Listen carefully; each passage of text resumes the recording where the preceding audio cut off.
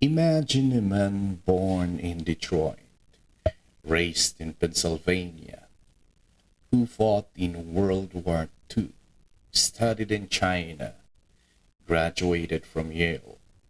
Now, picture him walking the misty streets of Sagada, surrounded by limestone cliffs and pine forests. His name was William Henry Scott, or simply called Scotty by the locals. Why did this American scholar spend nearly 4 decades in the Cordillera? And how did he end up writing Philippine history from the ground up? Today, we'll explore the life of the historian who gave Filipinos back their pre-colonial dignity.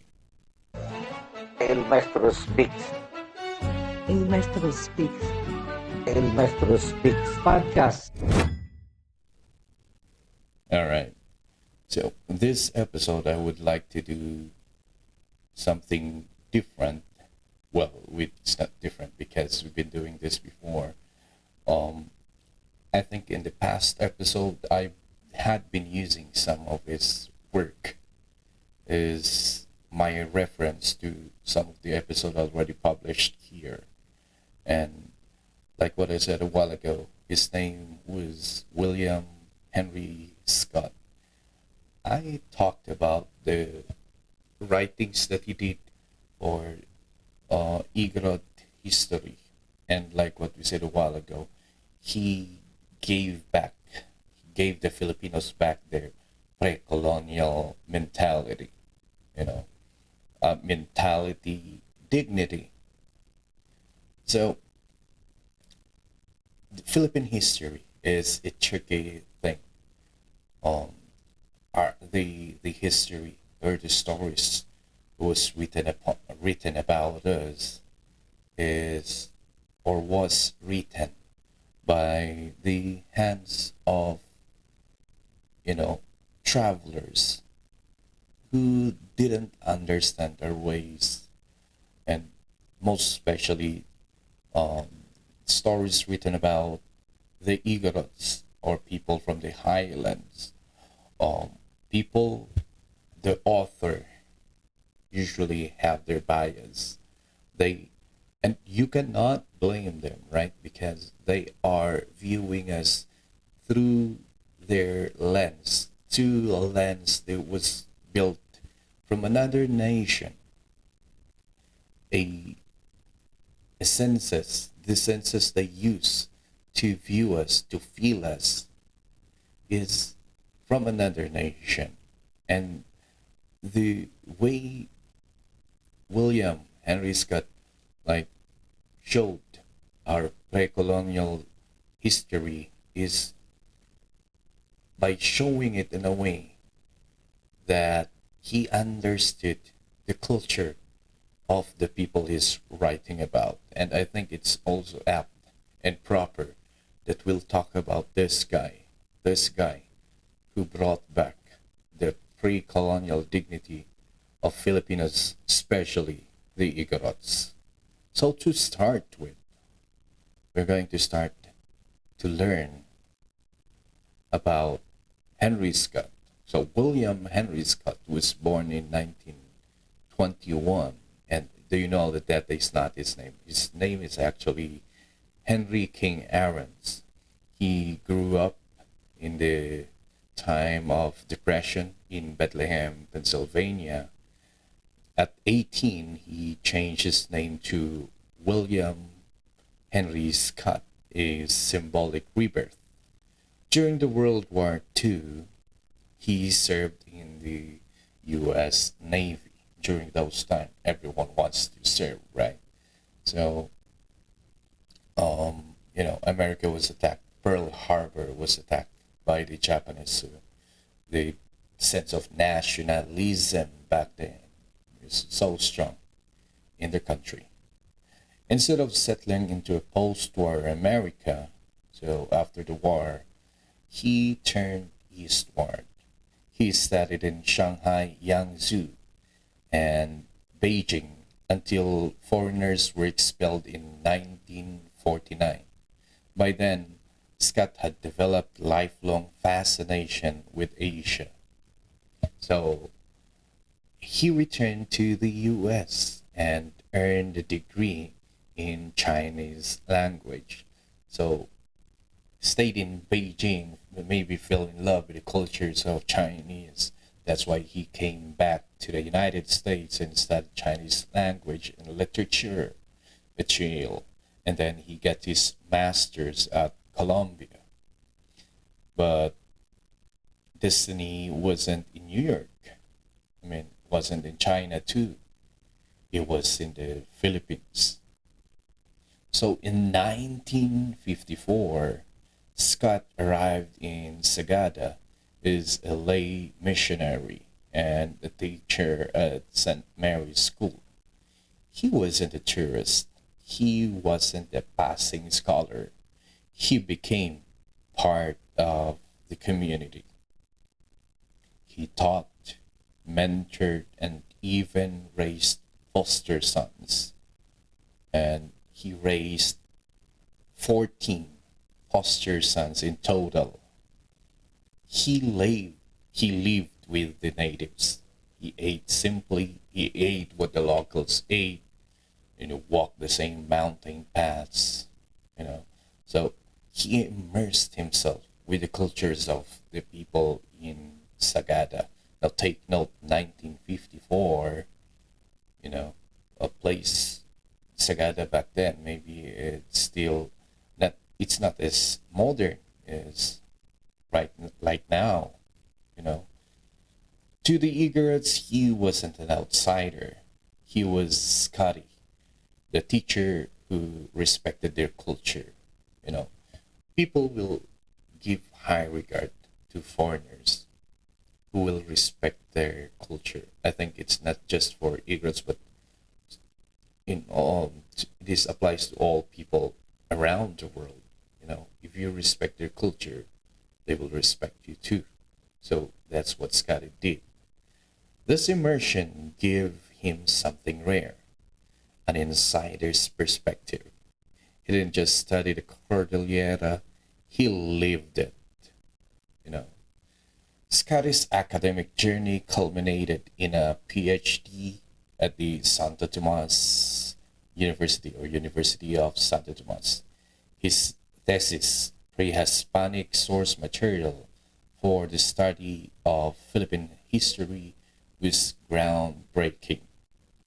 He dissected Spanish colonial documents, exposing distortions and biases. He showed that pre-colonial Filipinos weren't savages or uncivilized. They had barangays with governance, trade networks reaching China and Southeast Asia, and they have rich cultural traditions. You know, because just a backgrounder here, if you are to read writings from these Spanish writers, you will really see their biases, their the distortions. Usually that happens, right? I'll give you one example, which is not in the Philippines. Distortions of facts. I cannot remember the name of the guy who wrote about Pocahontas, right? The story of Pocahontas, and it's a distortion. It's a distortion of what really happened, and that happened too when the Spanish came to the Philippines.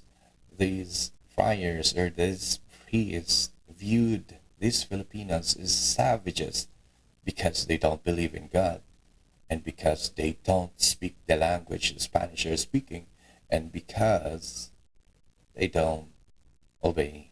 I mean, they don't wear the clothes these Spanish are wearing too. They don't have the same culture. That's why they were branded as barbaric, okay, or savages, you know. So Scott studied this, and dissected all those writings, tried to point out the biases of those who wrote those accounts. He became pillars of Philippine historiography. Some of the books that he wrote are The Discovery of Igorots, 1974. It's redefining the Cordillera identity. Okay, I think this is the book that I read wherein he extensively showed the relationship of people of the lowland or Tagalog, and the Igorot or people of the mountain, that they communicate in a regular basis. I think in this book he also cited that there's this person in the mountain, an Igorot, who goes in Tondo and sleep in the house of the Raha. That's how interconnected the people in the Philippines back then, before the Spanish time. Yeah, and just pointing this out because we have this division right now amongst us about the, you're from the highlands, I'm from the lowlands, like that. You're barbaric, things like that. We have that right now, regionalism, right? Another book he published, The Cracks in the Parchment Curtain, revealing how colonial records obscured native voices. They also have Barangay, 16th Century Philippine Culture and Society. He published this in 1994. This is his magnum opus, painting the vivid portrait of Filipino life before Spain. This is where the governance of community in the Filipino, pre-colonial Philippines was explained. Scott's method was meticulous. He trusted primary sources, questioned colonial narratives, and refused to romanticize myths. He gave Filipinos back their ancestors, not as caricatures, but as complex human beings. Scott passed away in 1993 in Quezon City, but he was buried in Sagada, the place. Yeah, safe to say that he called Sagada his home. His grave lies in St. Mary the Virgin Cemetery among the people he loved. His legacy lives on in classrooms. Sadly, yeah, not so much.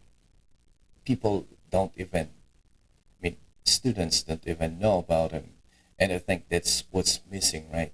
We have to study his work, especially here in the Igorot Highlands. We can, you know, maybe some people will say it's not really a well documented work. I don't think so. He worked hard to prove something about us, you know, and I think this and his work should be part of discussion in the classroom. That's his greatest legacy. He taught Filipinos to question, to ask who's telling this story, how was it told, you know, and because of it, thanks to him, was able to publish like a lot of content back then, you know. But then, yeah, his work has given us a view of who we are before the Spaniards came. One of the things that resonated to me is the Igorot architecture. I think he had found some works about how the Igorots build their house, because we are so used to the notion that Igorot houses are like tiny nipa hut, um, stayed in one community, things like that. But according to his sources, I would love to see that, is that there are houses built by Igorots that is big, that it can fit, I think, 30 families, if I'm not mistaken, or let's just say 30 people, you know, made up of stones. And of course, their roof is the same, made up of nipa, or the reed grass, you know. And it shows, this shows the what do you call the one? Sophistication. It shows sophistication that the Igorots back then know how to build those. Now, how did we lose that skill? Well, because of the Spaniards. We were always attacked by Spaniards. That's why the Igorots are always running away from them. The mountains of the Cordillera is wide, that you can just go anywhere. But then, still, the Spaniards are coming after them. So, what they did is they just built simple houses, stay in one group. Because why simple houses? Because if the Spaniards will attack them and burn them, you can easily move away and build another one. And I think until it became a lifestyle for them to just build a small house, it came out of necessity until it became a way of life. You know what I mean? And uh, this is my belief, but I think that's one possibility, right? Yeah. And through his writing, at least now we know that the our ancestors, the Igorots back then, are sophisticated. We are not what the we are not what the Spaniards say, savages. That simple-minded person, that we don't think complicated things. We are simple thinkers like that. We are not that kind of person. During Even during the pre-Hispanic time, pre-colonial time. So those are one of the things, okay, that was brought to us, that was given to us by William Henry Scott. And we are forever indebted to him for bringing us back our identity. And I think it is our time now to talk about this. You know, right now, the Philippine education is now studying the indigenous people's way of life, and I think teachers, especially those who are, you know, um, involved or involved in, we are, most all teachers should be involved in, uh, teaching the history of the Igorot nation. Uh, we should study this and at least share this for to the children, for them to have something to talk about, to think about, you know, and maybe in the future we can find more evidence of it.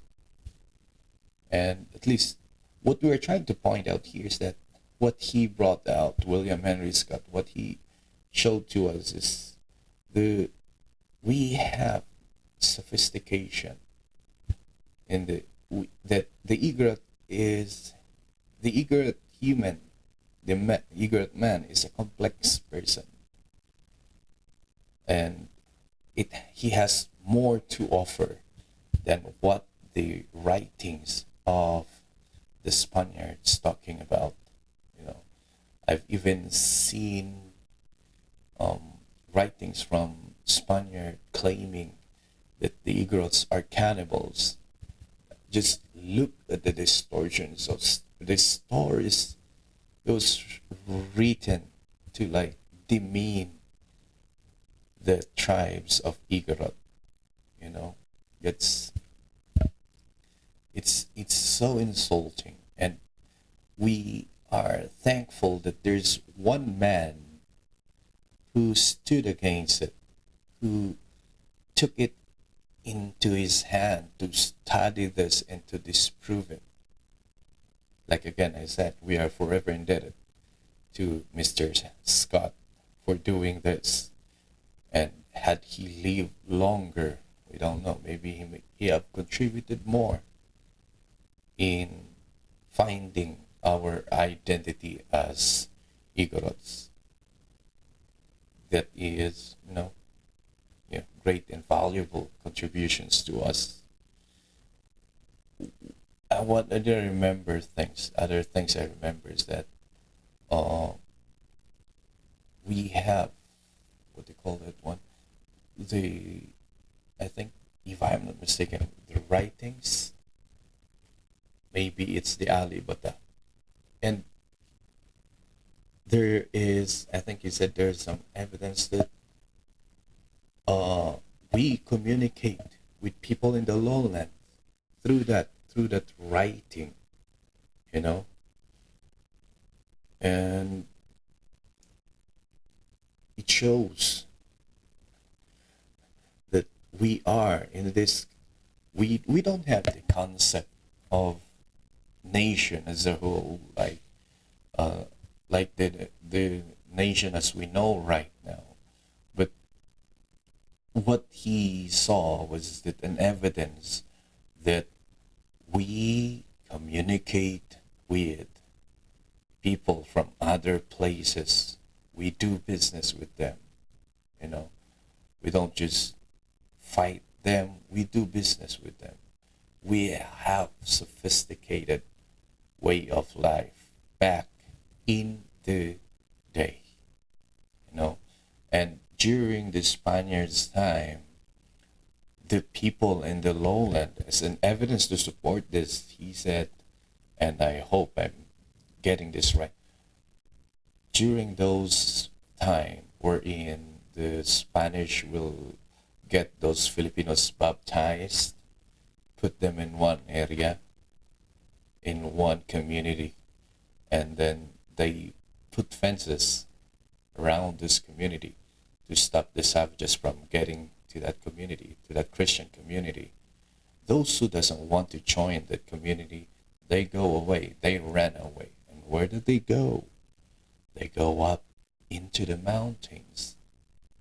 And there was no account of them getting killed. No, there was no account of them getting killed or going back because the people of the mountains or the Igorots don't like them. No, there was no account of that. Instead, there's an account that tells that the people in the mountains or the Igorots welcomed them with open arms. So these people from the lowlands lived with them, right? Lived with them. And they easily adapt because they already know each other, right? So that means they share same language, or let's just say they understand each other's language. Is an evidence of, and that can be done by having long time transactions. You can learn the other people's language if you have been doing long-term transactions with them. So people from the lowlands nowadays saying, you people from the highlands, I like this and like that. You may never know. Because, and you cannot say that because maybe that person you're saying, person of the highland, his ancestor was originally from lowland, you know? And I think we should stop doing that, like separating other people from the other region, being racist. Let's call it it. Let's call it as it is. Being racist. We should stop doing that. You know, we should stop doing that. Even us here, Igorots, we are racist against other tribes, other people from other provinces, right? And it's insulting to see because in this day, in this modern age, we still see those things in social media, and it's so sad to see it. You know, some people will say, well, we that's not our way of life. That's not us. That's a person from the lowland. That's a taga-baba. That's taga like this and taga like that. They are like this. It's it's infuriating to see, and I don't know. It doesn't fit in this day and age. We should stop doing that. You know, just remember, and I think this is one of the goal of William Henry Scott in doing this work, for us to embrace our identity, for us to be proud of who we are, and for us to unite and understand that our story is beautiful, that despite our differences is what makes us unite. Our difference is what makes us beautiful, and our difference is what makes us depend on each other. And yeah, we should start doing this, stopping stopping this racist idealism, stopping this, yeah, influences from the Western world, and start being proud of who we are. All thanks to William Henry Scott. That's it. That's what I have today. And again, I'll be seeing you in the next episode.